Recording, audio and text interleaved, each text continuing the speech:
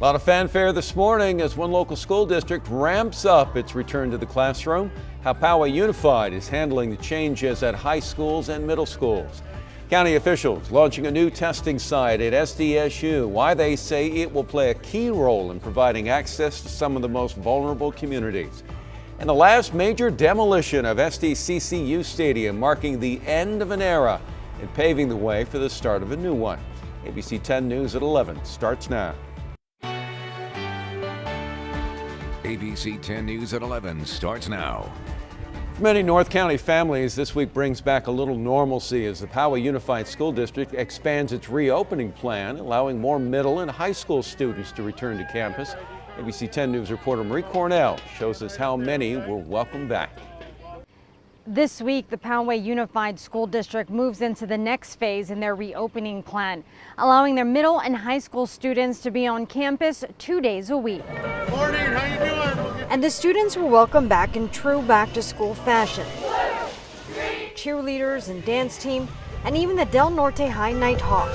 This week will be the closest students and staff have come to a normal week since the pandemic shut everything down last March. Last week, the students were brought back to campus in groups and only for one day. They returned to a lot of changes, including added COVID-19 safety precautions like temperature checks, plexiglass dividers in the classrooms, and mask requirements. I thought I was going to come in and it was going to be really jarring to kind of see all of it, but I think I was just so relieved to be back that it didn't really even matter.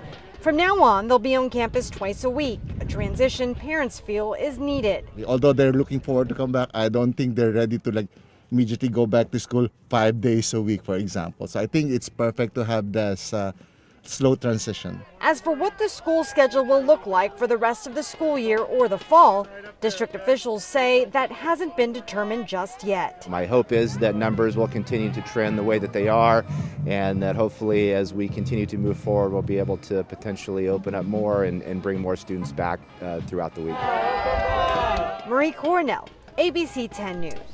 Right now, all schools in the Poway district are set up with student desks being 6 feet apart, and we are told the district is still discussing if that will change in light of the CDC's updated 3 feet requirement. Well, families in the San Diego Unified School District will get more details on school reopening plans today.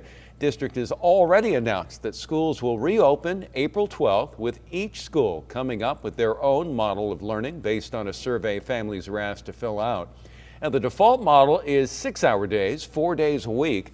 Families will have the option to choose between hybrid learning or all online learning, and they'll receive more details on that today.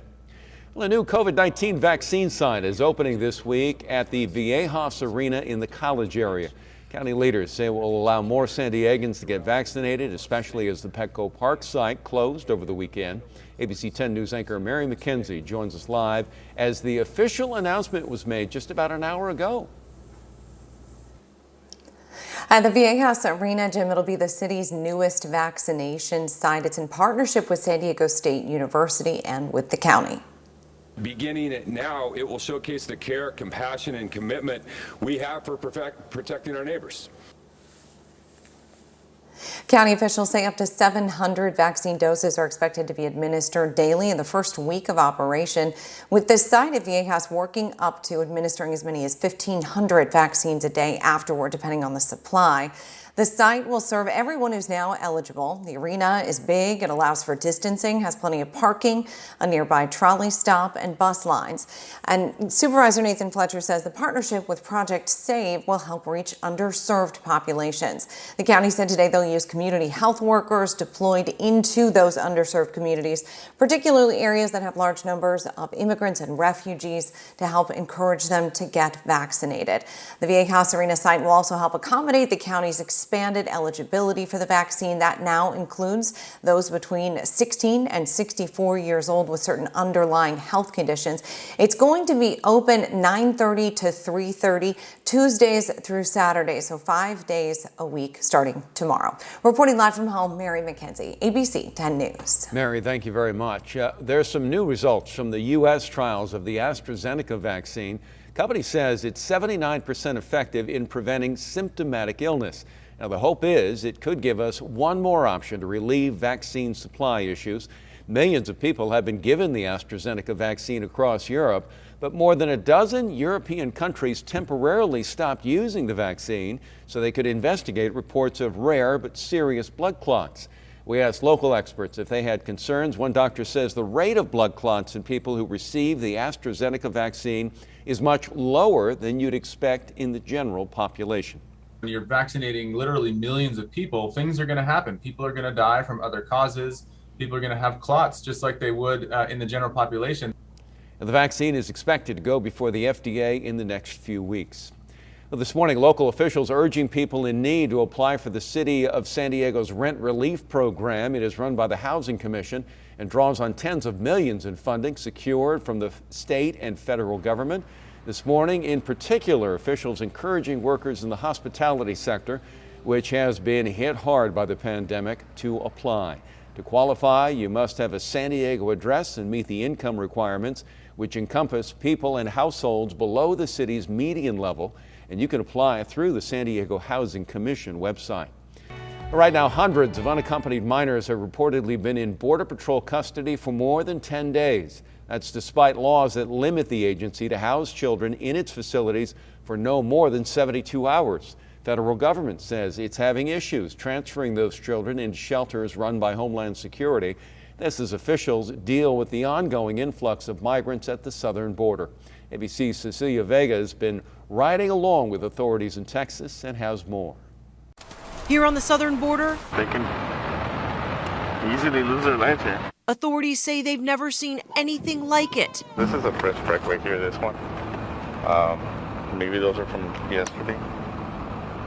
But this is happening right now. I'm out with deputies from Hidalgo County, Texas. Typically, they encounter about 30 migrants a day, but now... And now we're getting 30 within 30 minutes. Wow. The surge fueled in part by children arriving without their parents.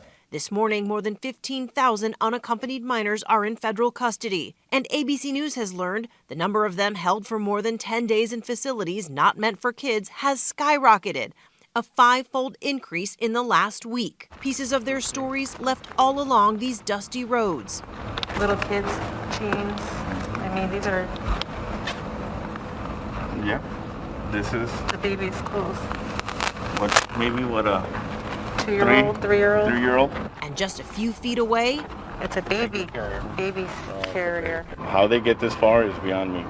I picture my own son, my own daughter. It's like, they won't make it. the youngest they've seen, a month-old baby boy traveling with a family member that was not a parent. At night, scenes like this. A mother and her young son taken into Border Patrol custody. The migrants are fleeing violence and poverty at home in Central America. Horrible conditions made even worse by recent hurricanes. This father says he heard President Biden is giving opportunities to people like him and his young son, and he says we thank him from the bottom of our hearts. North of the border, the deputies take me to a popular arrival spot called El Rincon, the corner, right on the edge of the Rio Grande. So this is the river. The raft pulls up right here. This is their first foot on U.S. soil.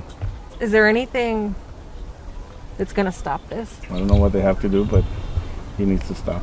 There's got to be a better way.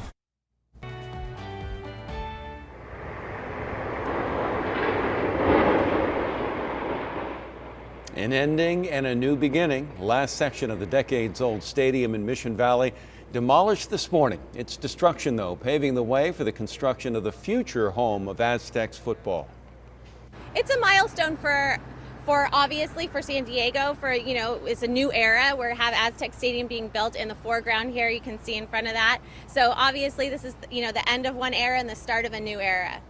And the final pieces of SDCCU Stadium not going to waste. We are told much of the leftover concrete and asphalt will be reused in construction of the new site.